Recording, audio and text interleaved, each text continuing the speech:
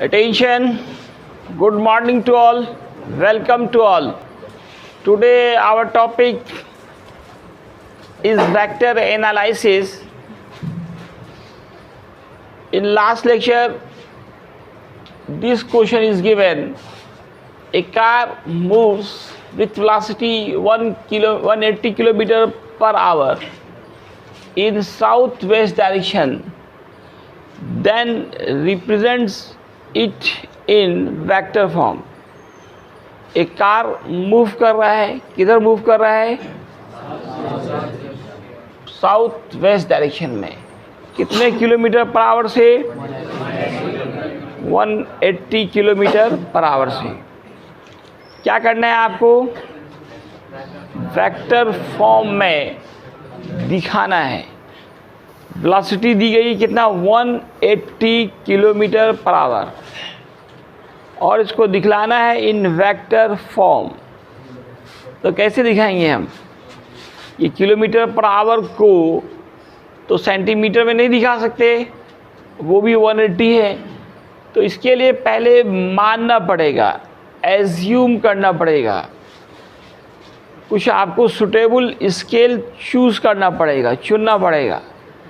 आपने पढ़ा है कोई भी वेक्टर हो उनको फिगर बनाना है, ज्योमेट्रिकल रिप्रेजेंटेशन करना है, तो उसके लिए एक लाइन सेगमेंट खींचना है, रेखाखंड खींचना है. तो यहाँ भी क्या खींचना पड़ेगा? एक लाइन सेगमेंट ड्रॉ करना पड़ेगा. तो इसके लिए वो लेंथ सेंटीमीटर में चाहिए आपको. आपकी कॉपी के हिसाब से वो सेंटीमीटर या मिलीमीटर में होना चाहिए. तो वो इसको पहले कुछ मानना पड़ेगा आपको. 180 किलोमीटर पर. पहला काम सॉल्यूशन और गिवन लिखें.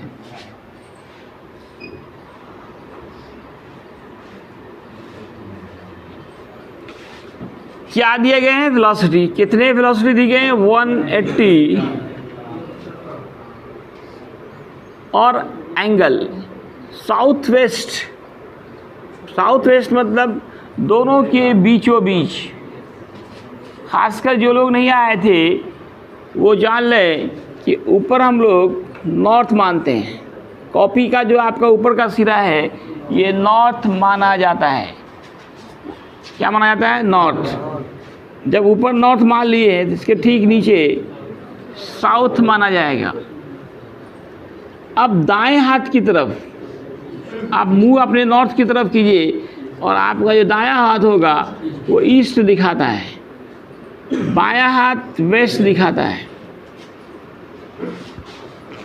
इस दोनों के बीच में जाएगा तो दोस्तों ये नॉर्थ ईस्ट कहलाता है. इस दोनों के बीच में जाएगा, साउथ और वेस्ट के बीच, साउथ वेस्ट कहलाएगा. इस दोनों के बीच में जाएगा, नॉर्थ वेस्ट बोलते हैं, इसको बोलते हैं साउथ ईस्ट. बीचों बीच.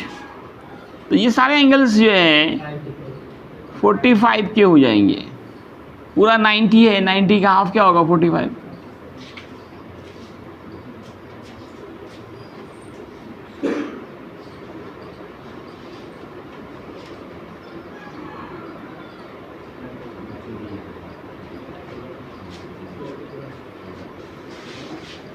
हर एक एंगल 45 के होंगे. तो थीटा यहाँ पे 45 हो गया. जैसे ही देखा कि साउथ वेस्ट है तो थीटा आ गया आपका 45 डिग्री एंगल. ये क्वेश्चन में लिखा नहीं रहेगा, ये आपको खुद सोचना है. अब आप स्केल माने, एक स्केल तय करें, उसमें मान लें लेट कुछ ऐसा माने कि ये लेंथ जो है 5 से 6 सेंटीमीटर, 7 सेंटीमीटर, 8 सेंटीमीटर, 10 तक मैक्सिमम जा सकता है. 30 मान लेते हैं. 30 के टेबल में ये आता है ना. ऐसा मानिए कि पूरा कट जाए. 30 kilometre per hour is 1 centimetre. तो 180 कितने होंगे? 6 सेंटीमीटर. अब आप खींचें ये वाला फिगर. मेनली 4 ही खींचें आप, नॉर्थ, साउथ, ईस्ट, वेस्ट। अब क्वेश्चन देखिए किधर जा रहा है, ये साउथ वेस्ट, ये देखिए साउथ वेस्ट ये है। यहाँ से आप 45 पे एक लाइन खींचें। ये लाइन कितना लंबा होगा, ये सब पेंसिल से करना है, स्केल से करना है, नाप के करना है। ये 6 सेंटीमीटर लाइन खींचेंगे और यहाँ एरो लगा देंगे, ये एंगल दिखा देंगे कितना डिग्री है, 45 डिग्री।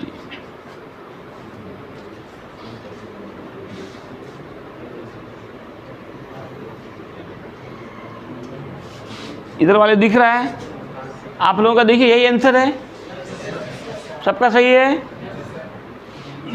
ये लाइन कितना लंबा खींचेंगे, जो माना ये सबका अलग अलग हो सकता है आंसर, ये अलग अलग। कुछ लोगों ने 20 किलोमीटर पर आवर को 1 सेंटीमीटर माना तो 9 आ गया है, किसी ने 18 माना तो 10 आ गया। सही सब है, गलत कोई नहीं है, भाई थोड़ा स्पेस आपका ज़्यादा लेगा, जो मानना है सब चलेगा। ये ओए रिप्रेजेंट कर रहा है 80 किलोमीटर पर आवर को। एंगल तो दोनों तरफ दे सकते हैं। हाँ एक ही बात है ना, इधर दे बात एक ही है, इधर भी दे सकते हैं आप, ये एंगल इधर भी दे सकते हैं, इधर नहीं देना चाहते हैं तो इधर ही दीजिए। एक क्वेश्चन इस तरह का मैं और दिखाना चाह रहा हूँ। A force of 120 Newton acts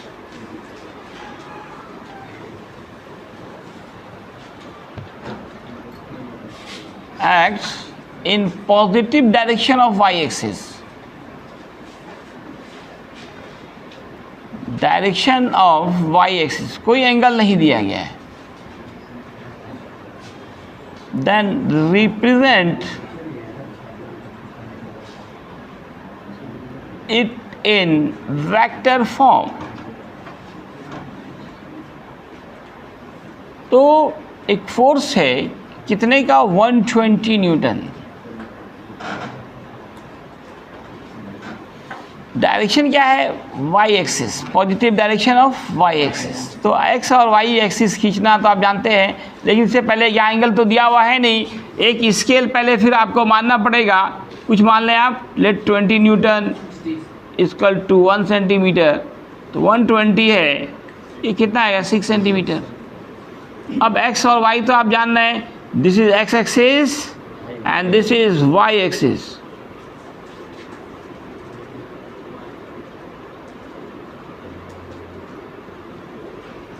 ये एक्स एक्सिस हो गया, ये वाई एक्सिस हो गया। कितने न्यूटन का है, कितना सेंटीमीटर आया, 6 सेंटीमीटर। किधर, positive direction of Y axis, तो ऊपर को पॉजिटिव डायरेक्शन बोलते हैं। ग्राफ खींचा होगा आपने, दाएं प्लस, ऊपर प्लस, नीचे माइनस, बाएं माइनस। तो यहाँ से आप 6 सेंटीमीटर जाएंगे और यहाँ कुछ नेमिंग कर देंगे। यहाँ 6 सेंटीमीटर जहाँ पे आए वहाँ पे आप कट करके वहाँ एक एरो लगा दें। यही आग ओए जो है, ओए रिप्रेजेंट कर रहा है ये 120 newton force in positive direction of Y axis. यही अगर negative direction of Y axis कहता तो नीचे जाते, positive direction of X axis कहता तो इधर जाते, negative direction of X axis कह रहा तो लेफ्ट जाते। और कितना एंगल वाला, ये तो हम लोगों ने कल किया था कि अगर एक्स एक्सिस के साथ पॉजिटिव डायरेक्शन में एंगल बनना है तो ऊपर जाना है, निगेटिव में बना रहा है तो नीचे जाना है। नेक्स्ट टॉपिक जो है वो आपका मॉडुलस ऑफ वेक्टर है। मॉडुलस ऑफ वेक्टर,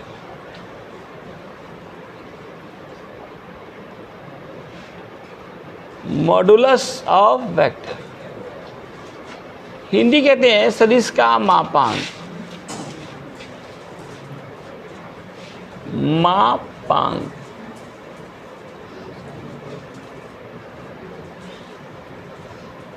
दोस्तों ये क्या होता है, मैग्नीट्यूड का ही नाम मॉडुलस है। किसी वेक्टर के मान को ही एक नया नाम दिया गया है मॉडुलस। मैग्नीट्यूड मतलब मान, परिमाण, जो उसका वैल्यू है उसी को हम लोग कहते हैं, क्या कहते हैं? Modulus of vector. मैग्नीट्यूड का ही दूसरा नाम modulus. Magnitude of any vector is called modulus of vector. Magnitude of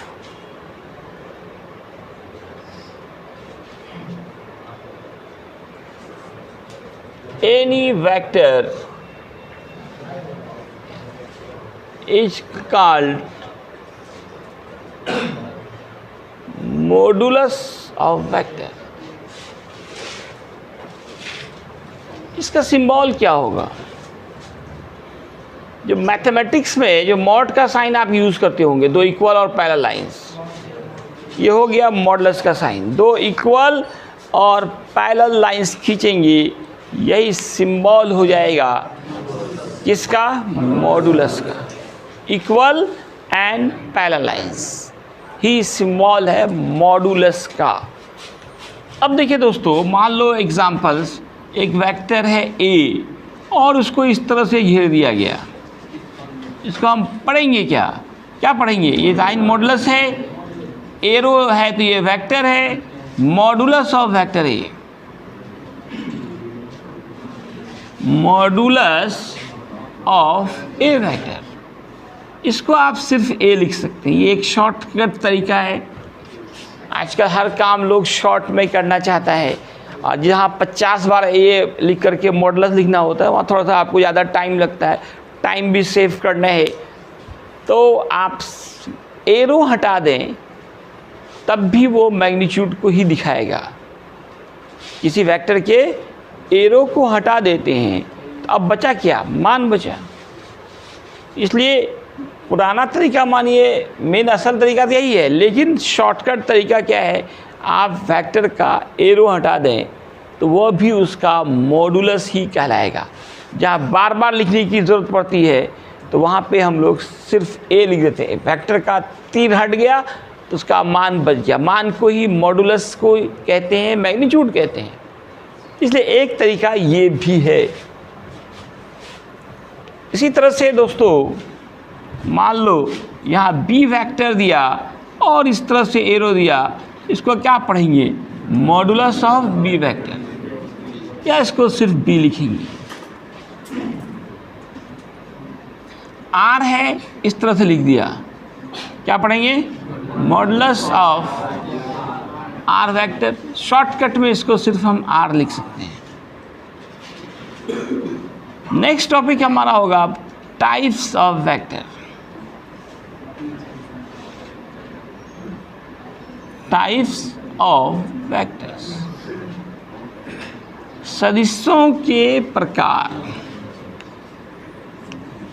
इसमें सबसे पहले आपको सबसे इंपॉर्टेंट पढ़ाया जाएगा वो है यूनिट वेक्टर। यूनिट वेक्टर सबसे ज़्यादा यूज़ होने वाला वेक्टर आपका यूनिट वेक्टर होगा। दूसरा orthogonal unit vector. Orthogonal unit vectors आएंगे। तीसरा आपका नल वेक्टर या ज़ीरो वेक्टर आएंगे। चौथा आपका पोजीशन वेक्टर आएगा।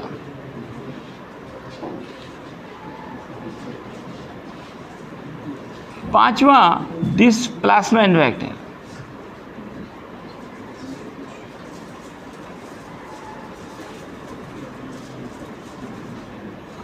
छठा आपका कौन आएगा?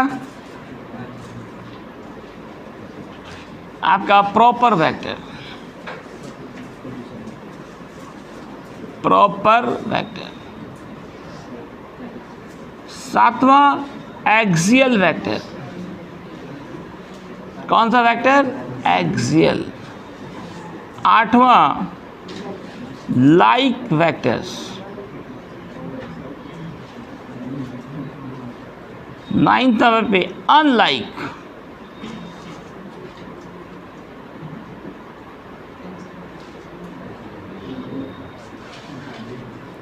फ्री वेक्टर A11 में फिक्स वेक्टर,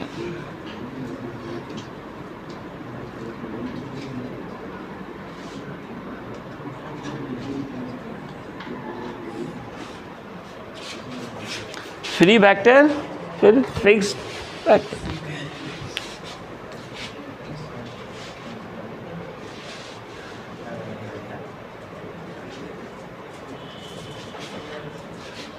को इनिशियल वेक्टर्स,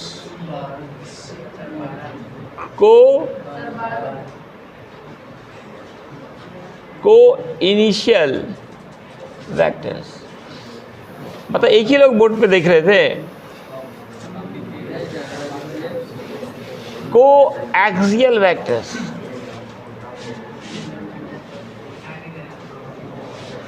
को planar vectors,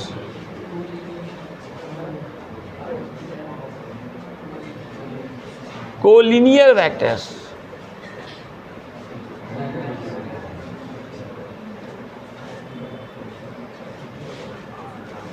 equal vectors,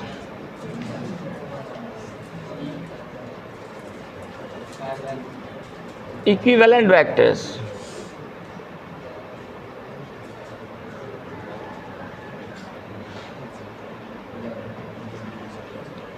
parallel vector,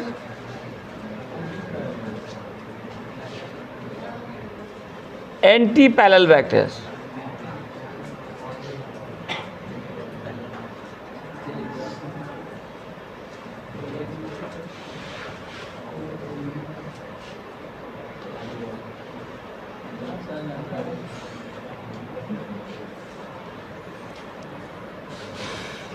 resultant vector,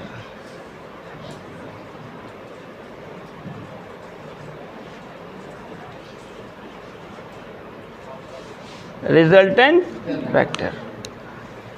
तो बहुत सारे वेक्टर्स पढ़ने हैं आपको।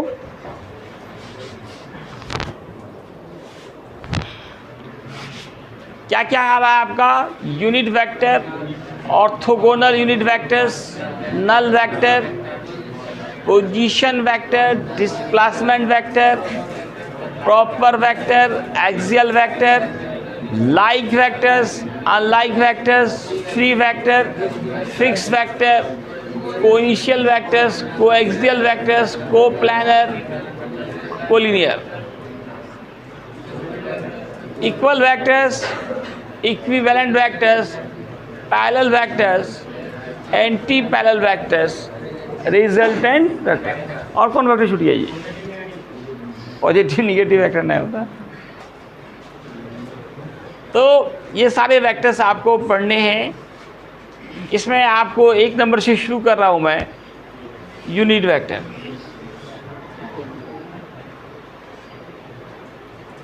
यूनिट वेक्टर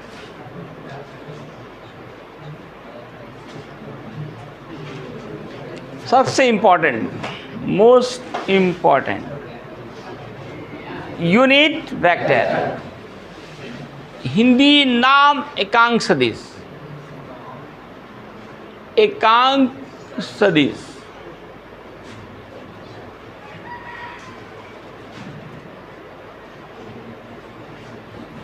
नाम में ही डिफिनेशन है। यूनिट मीन्स वन, एक, एकांक, जिस वेक्टर का मान वन हो,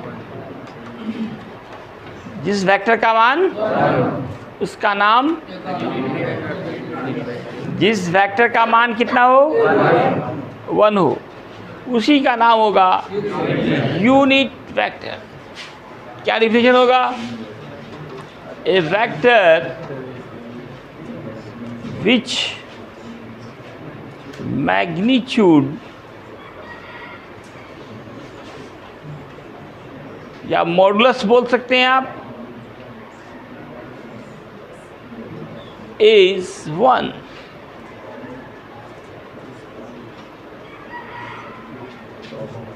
उसी का नाम हो जाएगा दोस्तों यूनिट वेक्टर। जिस वेक्टर का मान वन हो उसको हम लोग कहते हैं यूनिट वेक्टर। इसका सिंबल होता है कैप होता है, कैप। कैप कैप कैसे बनाएंगे? भी को उल्टा कर देंगे, भी लिखते हैं ना आप, उल्टा भी कर दीजिए। जहाँ पे भी, जिसके ऊपर भी उल्टा भी लगा रहेगा उसका नाम यूनिट वेक्टर होगा। जिसके ऊपर कैप लगा रहेगा उसका नाम यूनिट वेक्टर होगा। जिसके ऊपर क्या लगा रहेगा? कैप। ए के ऊपर इस तरह से कैप लगाया और इसको पढ़ेंगे क्या हम? Unit vector A. इसका नाम होगा यूनिट वेक्टर ए। आर के ऊपर कैप है, इसका नाम हो जाएगा यूनिट वेक्टर आर। जिसके ऊपर कैप हो उसका नाम बदल जाएगा, उसका नया नाम देंगे यूनिट वेक्टर। किसे कहेंगे यूनिट वेक्टर? जिसका मान 1 हो, मैग्नीट्यूड 1 हो। A vector which magnitude is 1। बंद क्यों कर रहे हैं? A vector which magnitude is 1 is called unit vector. वो वाला जो होमवर्क है ये तो सब बना के लाए हैं, किसी को लिखना है क्या? वहाँ पे थोड़ा हम यूनिट वेक्टर बताना चाह रहे हैं। के ऊपर कैप है और मैं इसका मान पूछ रहा हूँ, बता सकते हैं कोई? कोई बताएं क्या हो जाएगा? क्या हो जाएगा? जिसके ऊपर भी कैप हो, आर के ऊपर कैप है इसका मान, एन के ऊपर कैप है इसका वैल्यू, सी के ऊपर कैप है इसका वैल्यू। जिसके ऊपर भी कैप होगा उसका नाम यूनिट वेक्टर होगा, उसका मान 1 होगा। अब ये निकलता कैसे है? नोट में इसको याद रखना। मेन पॉइंट देखिए, न्यूमेरिकल्स बनाने के लिए इसका काम करेंगे कि जब when any vector is divided by its magnitude, जब भी किसी वेक्टर में उसके मान से भाग दिया जाता है, डिवाइडेड बाई इट्स मैग्नीट्यूड नहीं लिखना चाहते हैं क्या लिखेंगे? Modulus. Then unit vector is obtained. Unit vector is obtained. कोई वेक्टर हो उसमें उसी के मान से, मॉडुलस से, मैग्नीट्यूड से भाग दे दें, क्या बन जाएगा दोस्तों? Unit vector. यूनिट वेक्टर निकालने का यही तरीका है कि जब किसी वेक्टर में उसी वेक्टर के मान से भाग दिया जाए तो एक नया वेक्टर बन जाएगा, नाम उसका यूनिट वेक्टर होगा। तो यूनिट वेक्टर से कहीं भी आप मल्टीप्लाई, किसी को वेक्टर बनाना रहता है उसको हम यूनिट वेक्टर से मल्टीप्लाई करते हैं, क्योंकि मान 1 है, 1 से गुना करेंगे तो कोई फ़र्क नहीं पड़ेगा, लेकिन वो वेक्टर बनेगा। किसी को भी वेक्टर बनाना होता है तो उसको हम लोग यूनिट वेक्टर से मल्टीप्लाई करते हैं। तो जैसे देखिए दोस्तों, आर कैप निकालना है हमको, तो कैसे निकालेंगे? आर वेक्टर में डिवाइड करेंगे उसी के मैग्नीट्यूड से। आप ऐसे लिखें या आर कैप बाई सिर्फ आर लिख सकते हैं। ये कैप है मतलब यूनिट वेक्टर निकालना चाह रहे हैं आप। यूनिट वेक्टर निकालेंगे कैसे? उसी वेक्टर में आर कैप है तो आर वेक्टर लेंगे और नीचे क्या लेंगे? उसका मॉडुलस, मैग्नीट्यूड। एक कैप निकालना है, क्या लेंगे? A vector divided by its modulus, उसी के मान से भाग देना है। या आप शॉर्टकट लिखना चाहते हैं तो आर वेक्टर, ओ ए है ना, ए वेक्टर बाई ए। आप लोग समझ रही हैं? चलिए आप बताइए। मान लो हमको निकालना है N cap, unit vector N, क्या करेंगे? N vector by modulus of N vector. बहुत अच्छे, वेरी गुड, बैठ जाइए आप। या एन वेक्टर बाई क्या लिखेंगे? एन। नोट का मतलब बहुत इंपॉर्टेंट, सबसे ज़्यादा जो यूज़ करेंगे हम ये वाला, खास कर 12th में जो है आपको वेक्टर फॉर्म्स बदलना पड़ता है, कूलम्स लॉ का, बायट-सावर्ट लॉ का, Coulomb's law of electrostatic, magnetism, सब जगह हम लोग यूनिट वेक्टर से मल्टीप्लाई करते हैं और फिर उसका ये फार्मूला लिखते हैं। तो यूनिट वेक्टर निकालने का तरीका याद रहेगा ना, जब भी किसी वेक्टर में उसी के मॉडुलस से भाग दे देंगे, क्या निकल जाएगा? Unit vector. उधर आ गया पूरा। ठीक है, बंद करो आप।